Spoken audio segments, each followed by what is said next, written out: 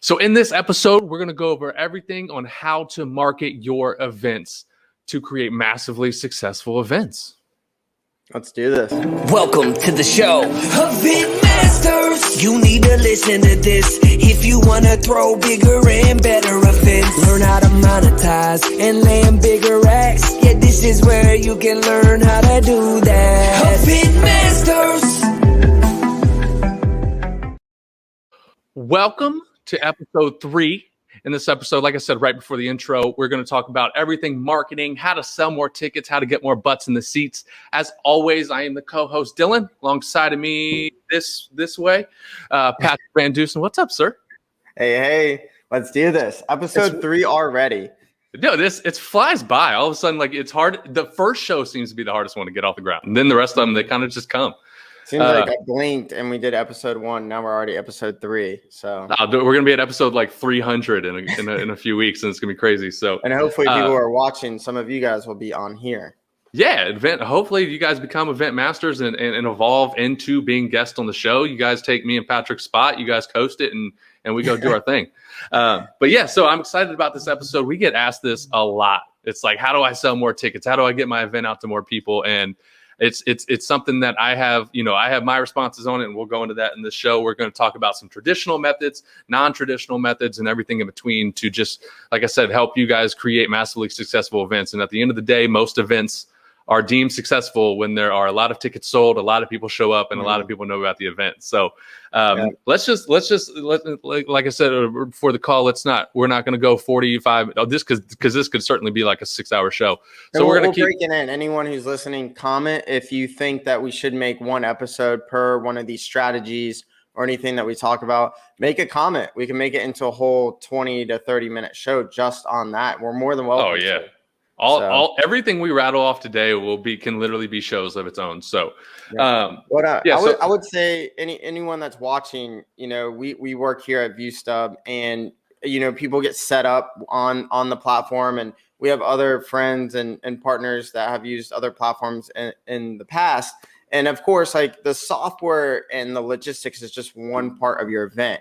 So like we'll get someone set up and someone onboarded and, all good to go. The second part is the marketing, and that's something that we also get asked. People are like, all right, good to go. I got my event set up, and selling these tickets or having people show up. So it's where most organizers fall. Yeah, it's where most organizers, I think, fail. Like setting up, finding a venue, get your caterer. If you're going hybrid, getting your platform, figuring out speaker intros and getting your speakers. That stuff's really, at the end of the day, easy. I think where almost everyone falls, business-wise, life-wise, entrepreneur-wise, is the marketing side. So I'm excited. So without further ado, let's just kind of hop into it. We have some notes that we want to go over, and then I have some things that I want to touch on that I didn't even tell Patrick about yet. So we're going to play with those. But first off, Patrick, I want to ask your opinion, because you are, at the end of the day, a pretty savvy marketer. You are pretty creative on that end. What do you think is like one of your top, let's say, what's your number one favorite marketing strategy that most people probably aren't thinking about? Word of mouth, and somehow incentivizing your audience psychologically to talk about you, your experience, your brand, whatever you're doing.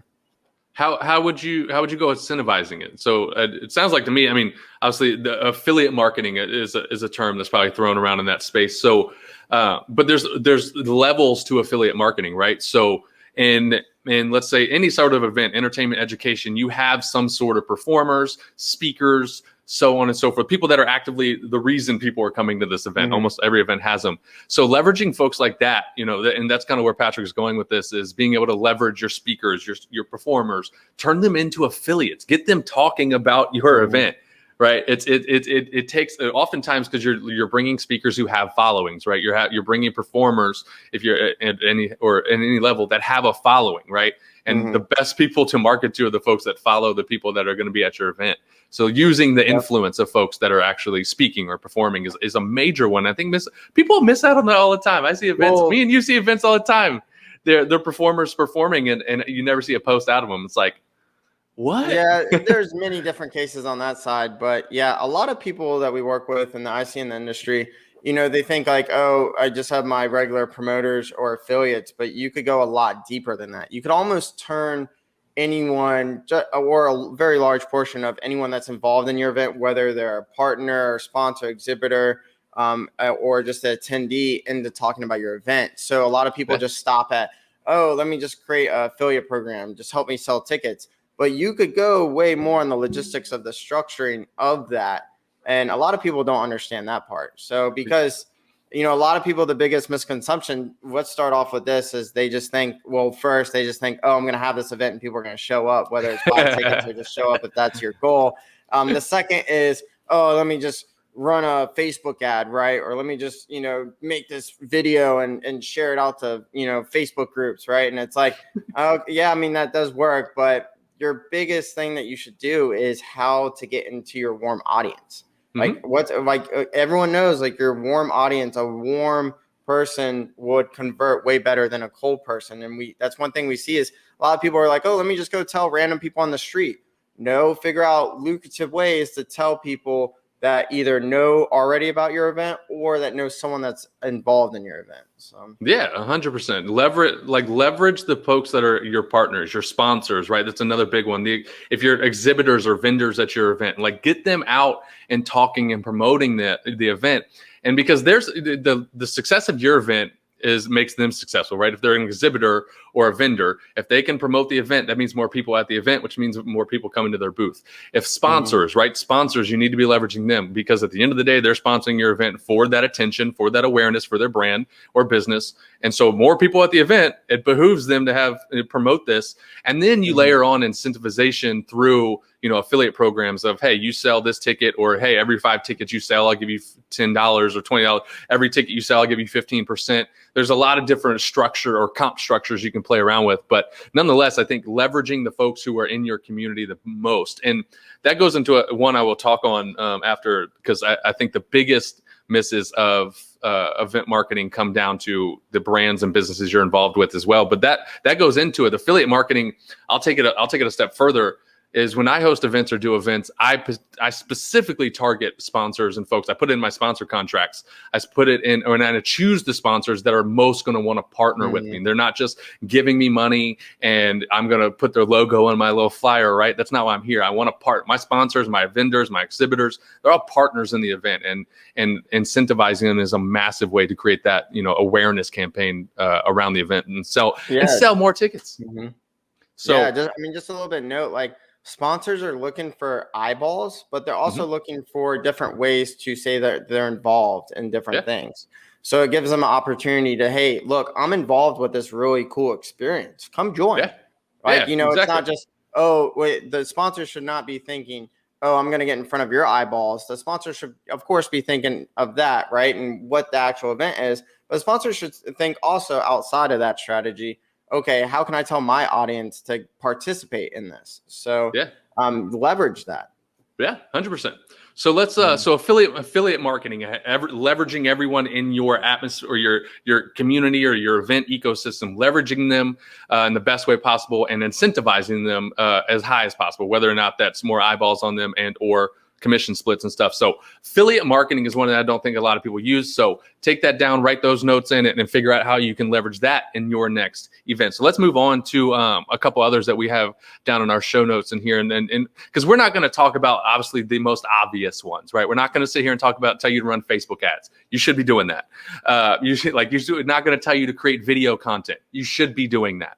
Right. We're not going to tell you to post on Instagram about your event and promote it, because you should be doing that. A lot of that is given, right? We're not here to lay out the complete basics.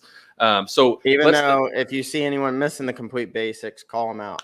Yeah, exactly. I mean, you have to do the basics to get there, but I want you guys to become event masters. We, every other show and influencer and marketing guru out there is telling you to do the basics. We're going to take it a step further of things you can get creative with it. So the next one I have on my list is it seems basic, but I wanted to touch on it, to be honest, because I think a lot of people think it's dead, is email and how powerful that is. I think I wrote down my show notes too. Yeah, well, I just took your show notes. Won't even lie. But it was next on my list of ones you had, and I agree with it. And I was going to bring it up regardless, because email, everyone in this world says email's dead, right? But what I know is it's the closest form of owning the data as possible, right? Social media, the organic reach is dead. Let's just it's gone. And then it's pay to play. And we all know how sketchy the pay to play and targeting is on Facebook and Instagram and things. But the email, you own that data. They opted in, you own it, and you can send them emails all day. And, at the end of the day, people are on email, especially if they're in those work environments, they're on their email, they're getting it. There's so many ways to captivate an audience through that and build your community through email. And I think especially with events and sending out the invites and sending out, value-driven content in the email, right? It's not just about sending emails about spam emails and be like, hey, this, blah, blah, blah, like go ticket. Here. Yeah, buy my ticket. Come. Yeah, it's got to be done correctly, but nonetheless, using email as an invite feature or an invite solution, and then value adding and like saying, let's get pragmatic right here, right? We have EventNext.live. Let's do like maybe just some quick email strategy, and then also I kind of want to touch base on like what if you don't have an email list, real quick. Yeah. So email strategy. Well, that's what I'm saying. So like something with EventNext.live, what we have coming up. That's one we're hosting. We've already talked about it. It's another subtle plug. But what we're doing with that is instead of emails going out and it's like, buy my ticket, right? We're going to have value added stuff. We're going to have, Kevin Harrington's one of the speakers. We're going to throw an email in there that says, who is Kevin? Here's some things Kevin's going to go over. Here's an interview we did with Kevin talking about the things he's going to go over. And it's value add over just sell. Mm-hmm. Yep. And then, so what Dylan's trying to say is you just don't, sell. So, and back to that time frame, leave a good amount of time to, plan out this campaign. And it could go into also coordinate with your strategy around the social media posting, ads, things like that. And then it also goes into educating your customer. You can't expect someone to just come to your event. Yes, you may have let Tony Robbins speak at your event, right? Whoever it may be. Just because you have him speaking at your event doesn't mean that someone's just gonna be like, oh, Tony Robbins. Yes, people do go for someone like that. But they want to know what Tony Robbins is going to speak about. And most importantly, they want to know what's in it for them. People don't come to events for you. They come to events for them. They either want to do something. They either want to be educated, entertained, or one of those things. And they need to know, like, okay, this speaker or this performer is going to do this. And then, as you're doing those emails, they say, oh, wow, I'm going to learn about A, B, C, and D that's going to help my life.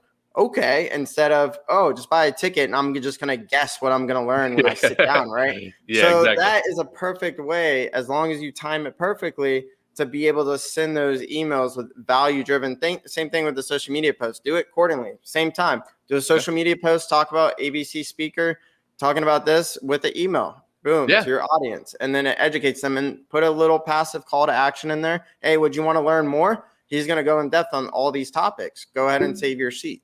Yeah. I mean, and you hit the nail on the head. So everything you rattled off can be done in email. It's social media strategy. It's Facebook ad strategy. It comes down to your job as a marketer. Your job as this business, events, everything is you have to educate the people that you're trying to get in front of. You have to educate what's going to be happening at the event. You have to educate who these people are. You have to educate, even if they're big names, like you said, you still have to educate on the value and the messaging around that. And all of your messaging when it comes to events needs to be related to what's in it for you, like the attendee, not what am I getting, right? I'm selling tickets and trying to get my message out there, but you have to message everything, email, Facebook, social, all of that good stuff. You have to message it in a way and educate people on what's in it for them. Why should they come? And I think that's a marketing tip and strategy. I think a lot of people miss. I see a lot of on all the channels. I see a lot of events miss. It's just like buy my ticket. Okay, great. I would love to, but what's in it for me? Right. And then back to episode 1 is to successfully educate people, you need time. Yeah. You see how all this stuff comes full circle in every show? It's amazing. Nonetheless, so I think, the email campaigns, and that's really just social media. I think that email campaign drifted into really an overall messaging topic. But regardless, email, social, you hit the nail on the head 100%. I think messaging is important in understanding what kind of messaging, right? And obviously that's applied to all various events. It's contextual to you, but understanding that if you can just educate the attendee on what's in it for them, that's a tip, and we could end the show on that. It's big enough to understand there. So let's go into another one that I love to use, and I think it's a big one, is for attendees. So we talked about affiliates, but for attendees, a giveaway system of buy a ticket, get X here, or hey, if you buy before, then you get access to this special VIP, right? There's incentive side selling, or I think that's a term. Yeah, it's kind of like not like a giveaway, but not an affiliate. It's kind of like a hybrid model, right? Yeah. If you guys have seen this, drop it in the comments. Let us know what scenarios you've seen, but I've seen it a lot. And, we're even thinking about doing it. Like, let's say you have $100 ticket to your event. What is worth it to you to let someone come for free if they could get 2, 3, 4 people to come? Because everyone has friends, right? Yeah. If you have a conference that's talking about X, Y, and Z, and Mary has 3 of her friends on benefit, educate Mary on that, what they're going to learn about. 2, educate Mary that the offer is even there. And then 3, incentivize, encourage, and motivate Mary to share it out, make it easy for her to go invite, Sally, Jim, and John to come. And then, I have 3 friends, of course. And then I'm going to tell them anyways, because this event looks cool. I'm educated on what I'm going to learn, right? Yeah, exactly. So, and then just make it very easy logistically in your software or whatever systems you're using to let Mary share it out with her friends, track it, and then get that free ticket. Because if you can have 4 people go and one of them gets it for free, it's better than just having one person come, right? So you got to do the math on it. That's a really good strategy for people to use. Yeah, and then a variation of that is almost doing giveaways to attendees to buy tickets. So let's, for example, let's say you're trying to, because obviously we want as many ticket sales as fast as possible, right? So we've seen a very common version of this is early bird, where it's not a giveaway, but it's a discount to buy by a certain time. There's also ways to do that to not have to discount your ticket. But if you buy a ticket by a certain time, you get access to a VIP meet and greet with the speaker or performer. You get this, right? I've done this as, for my nonprofit clients. If you donate $500, we'll give you a signed guitar, right? We were just talking about this in a meeting the other day. Like, those are how my brain works to incentivize people to buy tickets if I need them by a specific time, to buy a certain dollar amount. All of that stuff I can incentivize. So that the affiliate marketing is getting people to refer their friends. But giveaways are a little different in the sense of, being able to, hey, if you buy this VIP ticket, we'll upgrade your room to the presidential suite, right? Or something like that. And we see events that are $10,000. So, yeah, so get creative and figure out ways to incentivize people to buy tickets. And then also, incentivize folks to promote your event, but incentivize them more than just the experience itself. You're giving them that's a given. They buy a ticket, get access to the event. But how can you incentivize things or attendees in order to purchase those tickets on timelines that you need them, right? Like events need upfront cash a lot of times, right? So that's why early bird is such a big thing of I'm going to give you a discount to purchase soon or early, because at the end of the day, between me and you, as event organizer, I need the money. We got things to pay for. So that's why we incentivize, and I can structure letting one giveaways person in for free for every 8 to 10 people, right? Because not everyone's going to do it. But for every 10 to 15 people, letting one person in for free to get those 10 to 15 people, or to get 8 out of those 15 people in is great. I actually kind of want to move in because it's kind of like a hybrid model of, just real quick, I want to touch on this and we could move on, is the giveaway. It's the same thing. So like, for instance, you can structure a giveaway of, get a ticket half off if you go share out on Facebook, Instagram story, in a Facebook group, send us the screenshots and we'll give you half off. It's the same thing because you're getting something in return that is effective. Yes, you can't measure it directly for your return on investment, but make it, if the numbers make sense, right? Let's go back to $100 ticket.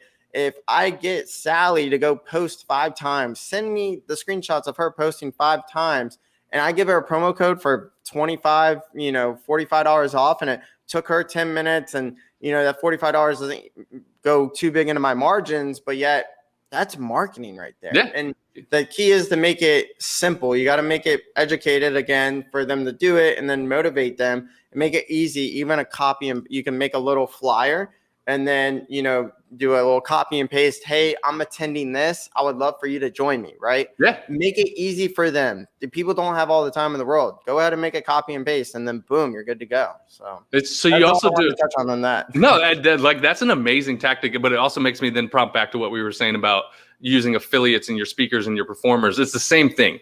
The copy and paste, like what, we all have event flyers that, let's say if you have 10 speakers, has all the 10 speakers on it. But I always go a step further, make my individual speakers the flyer.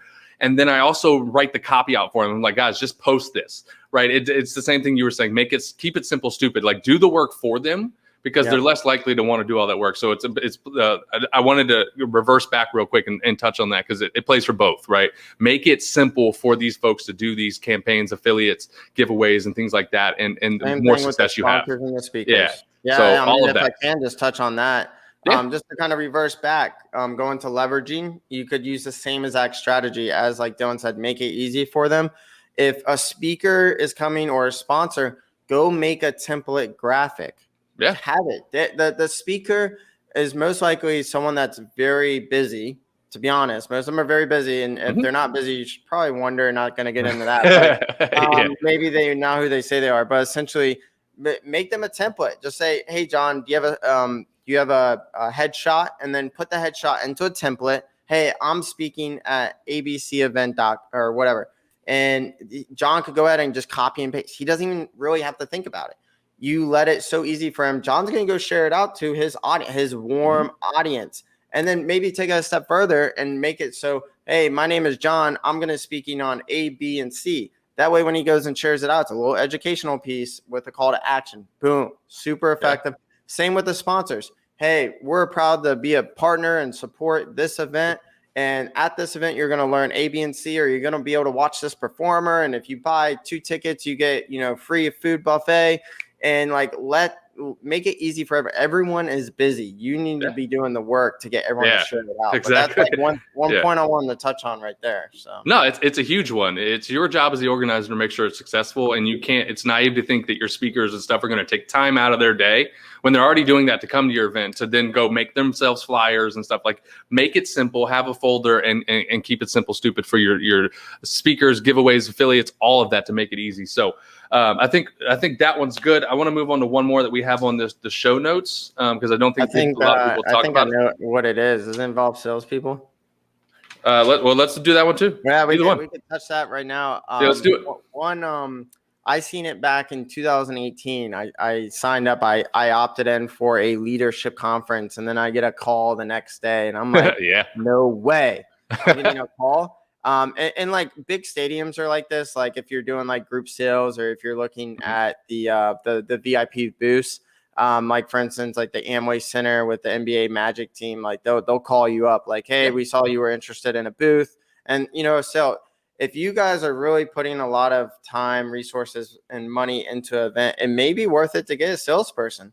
And then do a warm audience. Maybe you would have to be some strategy where someone opts in for like a free value ad, or maybe opts in to let they know, like on a wait list. This is where a wait list in your timeline comes in. You could even do a wait list to where you do a wait list, you get 500 people on your wait list, and you could even do a purpose so you to build your wait list to give it more time and not let the tickets go on sale. And then have, Sarah on your team call that wait list. Hey, just letting you know, tickets just went on sale. Oh, by the way, we got this special offer. Bring 3 friends and you could come for free. Boom. Look at that. Look how effective that is for a salesperson. Of course, you got to pay that salesperson. It's a little bit more work. But just think, if you have a higher ticket, it may not work for a $10 virtual concert, or like a little, $25 show for a 2-hour music performance. But for you guys who are doing conferences, or even like music sports festivals, leagues or any of that, you could do like bigger ticket items. It may be worth it to get that salesperson involved. For it's popular at the conferences is what I see. So especially on the sales conferences. I have 2 friends who do this amazingly well. Carlos Reyes, who you're familiar with, as well as Coach Burt. You opt in for either one of their events, and I promise you, they're calling you. Andy or Carlos or somebody from All In Nation is going to be calling you within 10 minutes if you opt in and they haven't seen you purchase. And then Coach Burt does the same thing. Every time I opt in for a Coach Burt event, I expect a call from Lakin within 6 hours. And she's calling you and saying, hey, I noticed you opted in. You know what? It's almost like the manual version of cart optimization that Amazon does for you. It's the same thing, right? I see that you didn't buy a ticket, but you opted in, right? Hey, wanted to know what's up. I wanted to talk to a human. I want to just because human interaction sells anything better than anything. So I love that strategy. I will deploy it in my music festival world. I also with some of our conference clients, we host it all the time. But that goes in. So this goes into our next point, the one I was going to move into next. And so they kind of do go together.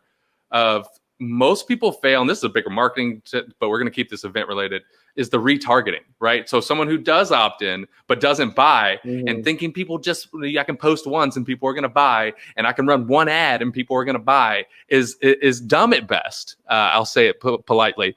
But now, and it's where most people I think fail. This is something that me and you are really well, but it's the salesperson is a strategy of this. It's that one salesperson, but then we also know going into email, social media ads, Facebook, things like that, we can retarget with more value add. And just like email, you can, where we want to value add those emails and stuff like that to my list. I want to do the same thing with my Facebook ads. I want to run a big engagement ad around, let's say it's my video of the event. It's epic. It promotes the event and shows everybody performing. And then let's say a bunch of people watch it. They go to the landing page or the watch page or the website. They don't buy for some reason.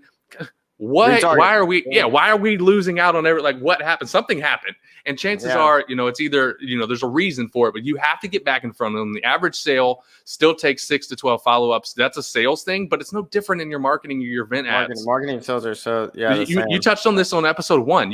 And that goes back to giving enough time, people. But you have to go back and let Dan know that the event's happening. You let him know it went over his head. He was, on Facebook scrolling other things. He saw your ad. Great. It doesn't say he doesn't want to come. It just says he was doing something else when he saw your ad. So you have to retarget them.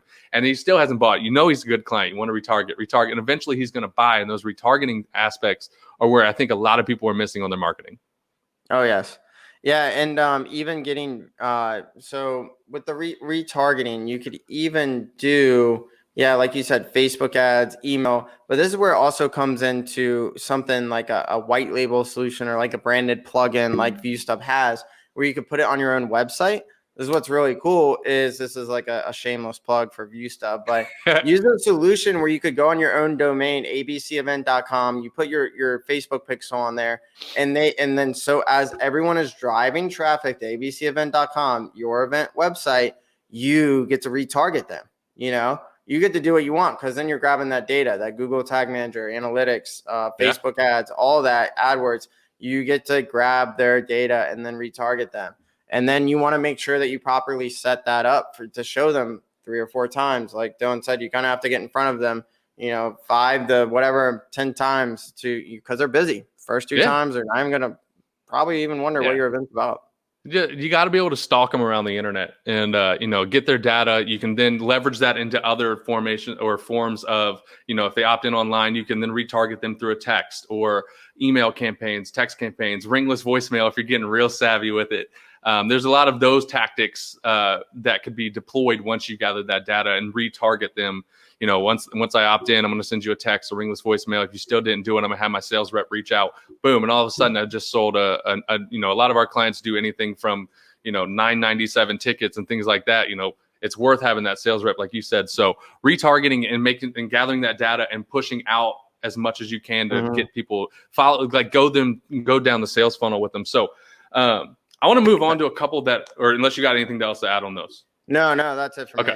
No. I want to bring up some points that I mentioned in the group. I was like, what if I told you guys the best marketing strategies on this planet have nothing to do with what we just rolled or everything we said. And so this is something that another shameless plug I'll be talking about at Event Next. It's something that I've been passionate about for years and then now putting out more into the public. But I'll tell you this, Patrick, and you're going to, I think, agree with me as soon as I say it. The best way to sell tickets is to do an event that people actually want to come to. Like it's not that hard, it's not that complicated, right? I'm just gonna throw events for me. Yeah, it's like that's how it works. It's like, guys, it's not that complicated. Because all these methods we just said, we're retargeting, conversion rates, and you start thinking about a lot. You know what ups your conversion rate? Putting together an event that people actually want to come to. Yeah. You know how you continue to sell tickets? Yeah. Back to episode 1. Back to episode 1. Feedback loop. So for year one, you operate off the feedback loop. What do you guys want to come to? What's going to make you buy this ticket? How much is the ticket? Operate. So year 1. Yeah. What do you want in your ticket? What do you want to learn? What do you want included? Build the event for them. Free food, would free food make you buy a ticket? I don't know what it is. Yeah, right? but yeah, it's tell you. So year one is feedback loop. That's how you build an event that people want to come to. And then the question I always get asked as well is, how do I get people to come back? How do I get people talking about my event after? How do I get, folks to buy my tickets next year's event? How do I keep them coming back is the question.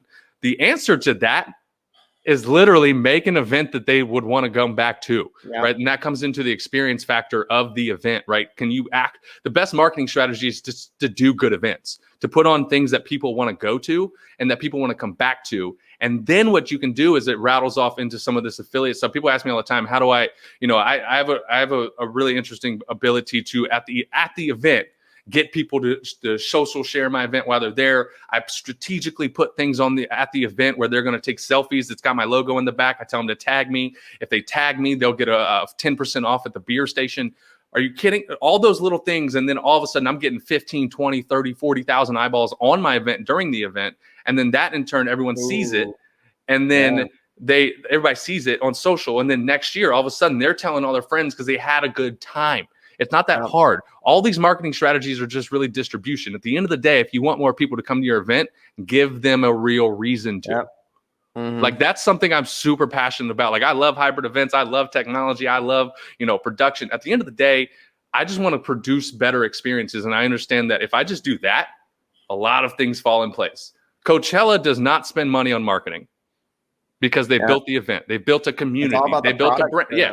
You got to build a product. And because if you put events that are or products that are good next to each other and you have the same marketing, who wins? The better product, right? And that's what I focus on is the better product. And then the distribution channels happen, right? If I create a better experience, people will talk about it. If I create a better experience, I will start to inevitably create that community, which then I can retarget next year to sell tickets. And that's why I always use Coachella because they're a mega event and everybody knows it, but Coachella doesn't. They don't spend any marketing. They make a social media post at this point and they sell out because they've thought bigger than just distribution channels and things like that, right? I'm going to spend on an event this year. I'm going to spend over probably 50 to 75 grand on marketing alone, but that's to educate people on the event. But then next year, I'll circle back, like take this little section here, clip it out. And I promise you where I spend 75 grand this year on an event, next year will probably be 20 because I'm going to put together such an experience that it talks about for itself, right? And markets itself.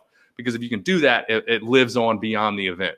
So I can do that through experience factor, which is just creating a better experience. And I always differentiate events are things that happen. Experiences are things you go through.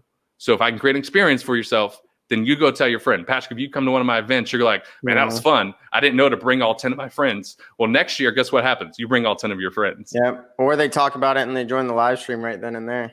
Even better. Be like, yo, you got to join this. Like, speakers going on, so and so. You got to join the live stream. That's a whole nother a way to do it. The marketing doesn't stop at the beginning of the event. The marketing goes all the way through after the event. The marketing never stops. Yeah, the marketing never stops. You should be marketing the event that happened, 2 weeks ago to do the replays or to talk about the event, recaps, and then you should go directly if you're having a new event or directly into whatever brand you're trying to push.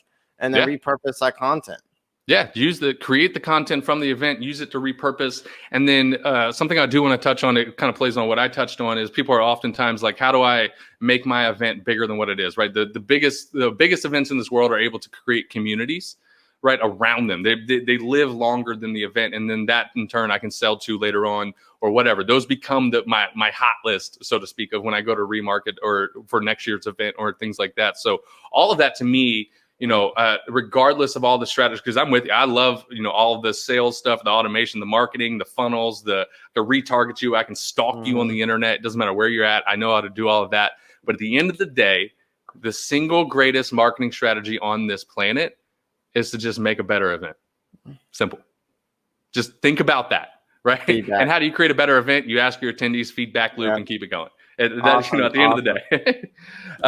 Live from Dylan. So that's a ramble, humble plug. I'm going to go. I have a whole TED talk on it. I'm doing it at an event next. It's something that I'm super passionate about. And so, but nonetheless, I think it's a good stopping point. I think it's a good stopping point. Yeah. Yep. I think it's a good stopping point. So let's recap. Yeah, let's recap. Yeah.